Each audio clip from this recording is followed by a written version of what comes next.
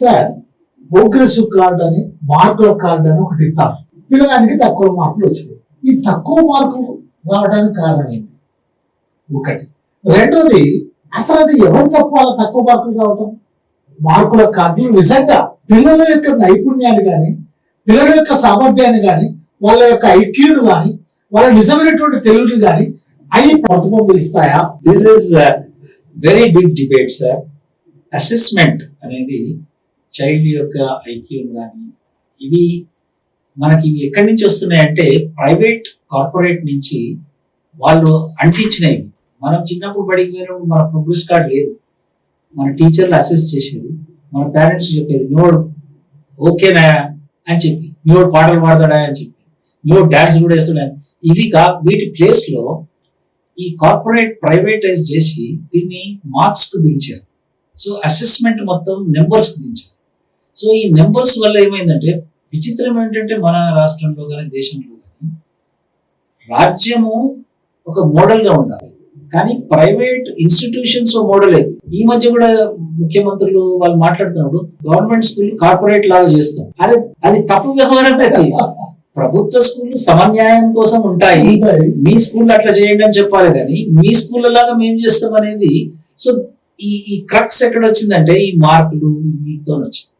But assessment చాలా ముఖ్యం. ఏంటంటే యాక్చువల్లీ మన రైట్ టు ఎడ్యుకేషన్ యాక్ట్ లో మంచి అసెస్మెంట్ ఉంది, సిసిఈ అని అంటారు. అంటే పిల్లల ఎదుగుదలను గమనించాలి. ప్రతిసారి పాట పాడతాడా, ఆట ఆడతాడా, ఎందులో బాగుంటాడు, స్కిల్స్ ఉన్నాయి, ఆ స్కిల్స్ ఏంటి. ఒక స్కూల్లో నాకు ఒక ప్రశ్న వేసాను, సార్ ఫస్ట్ మార్కులు వచ్చినాయి కరెక్టే సార్, నేను చెట్లు ఎక్కుతాడా సార్ అని. కరెక్టే కాదు, దీనికి మార్క్ ఎందుకు లేదు సార్, నేను ఈత కొట్టి వస్తా, ఆవిడ ఫస్ట్ వాడు కొడతాడా అంటే ఇది కూడా ఒక స్కిల్ కదా, ఇది కూడా ఒక జ్ఞానం కదా, ఇది కూడా ఒక పెద్ద. అంటే ఇవన్నీ బువ్వ పెడతాయా అనేది ప్రశ్నిస్తారు మనల్ని, కానీ ఈ ఐక్యూతోనే చదువు ఎక్కువ వస్తుంది, దాన్ని గుర్తిస్తే. సో ఇవన్నీ కాదు, నువ్వు చలో నో గేమ్స్ నథింగ్, నడు చదువుకో అనే స్థితికి వచ్చినప్పుడు చైల్డ్ యొక్క ఐక్యూ కాకుండా చాలా మెకానికల్ గా తయారు చేసే ఒక, మనం చూస్తున్నాం, మనందరికి తెలిసిన విషయం, ఇంజనీరింగ్ చేసిన వాళ్ళు, డాక్టర్ చేసిన వాళ్ళు, ఆ సోషల్ స్కిల్స్ లేవు, ఆ సోషల్ స్కిల్స్ మిస్ అవుతున్నాయి. అదే మన గ్రామంలో చదువుకున్న పిల్లలు, వాడు చెట్లు ఎత్తాడు, వస్తాడు, బడికి వస్తాడు, మాడకాయలు దింపుకు వస్తాడు, అటుపోతాడు, చెట్టు ఎక్కి సార్పు తెస్తాడు, రెండు జేబులో పెట్టుకొని వస్తాడు, ఎన్నో కథలు చేస్తాడు వాడు. బట్ దాన్ని రికగ్నైజ్ చేయకపోతే ఆ స్కిల్స్ రికగ్నైజ్ చేసే వ్యవస్థలో దాన్ని తగ్గించేశారు. ఈవెన్ మన ప్రభుత్వ స్కూల్స్ కూడా అటు తగ్గుతున్నాయి. మా 10th class results, 10th class results లో కలెక్టర్ రివ్యూ చేస్తాడు, 1వ తరగతి చదువుతుందా లేదా చూడడు, 10th రిజల్ట్ పాస్ రావాలి, మార్క్స్ పర్సెంటేజ్ రావాలి. సో 90%, 95%.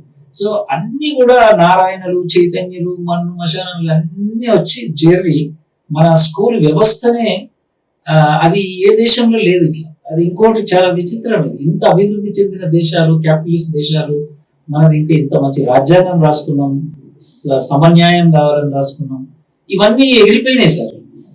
యాక్చువల్ స్కూల్ నుంచి స్టార్ట్ కావాల్సి ఉండేది, కానీ ఎవడైతే 99.9 వస్తుందో వాడు బెస్ట్ పర్సన్ అనేసరికి ఇవన్నీ ఎగిరిపోయాయి. అది చాలా ప్రమాదం. దాని మీద చాలా ముఖ్యమైన అంశం ఇది గంటలు మాట్లాడాల్సిన అవసరం ఉంది.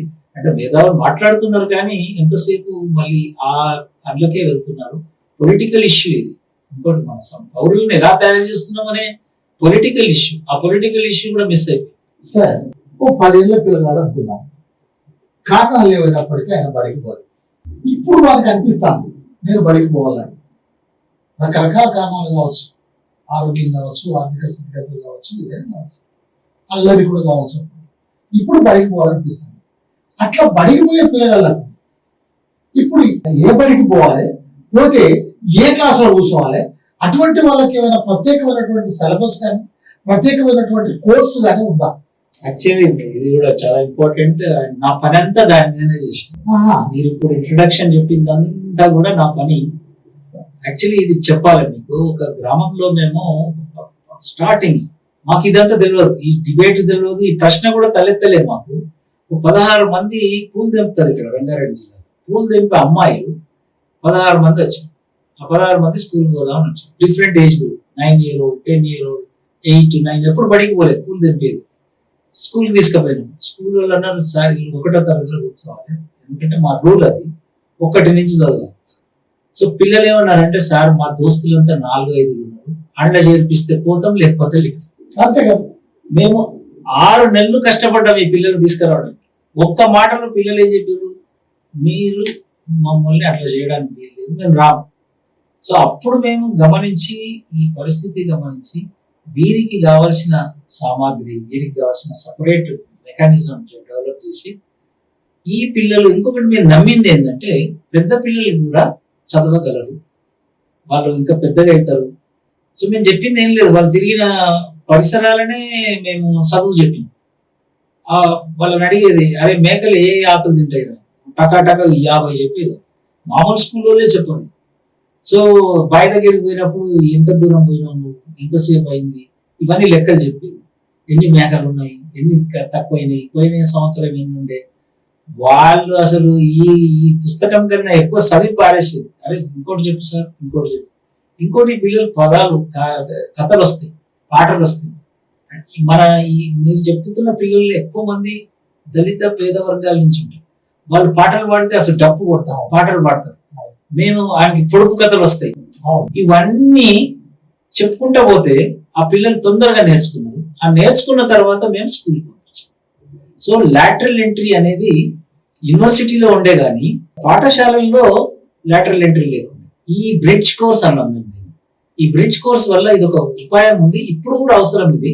ఈ బ్రిడ్జ్ కోర్స్ రాష్ట్ర వ్యాప్తంగా చాలా మంది, దేశవ్యాప్తంగా రెప్లికేట్ అయింది సార్.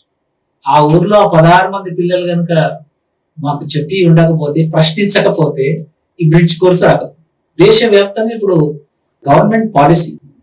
యాక్చువల్లీ ఇప్పుడు రైట్ టు ఎడ్యుకేషన్ లో వయసుకు తగ్గ తరగతుల్లో మీరు అడిగిన ప్రశ్నకు సమాధానం, విద్యా హక్కు చట్టంలో పిల్లలందరినీ వయసుకు తగ్గ తరగతిలో చేర్పించాలి, వారికి కావలసిన నైపుణ్యాలు ఇవ్వాలి అని ఉంది section 4. That is the beauty of this entire campaign.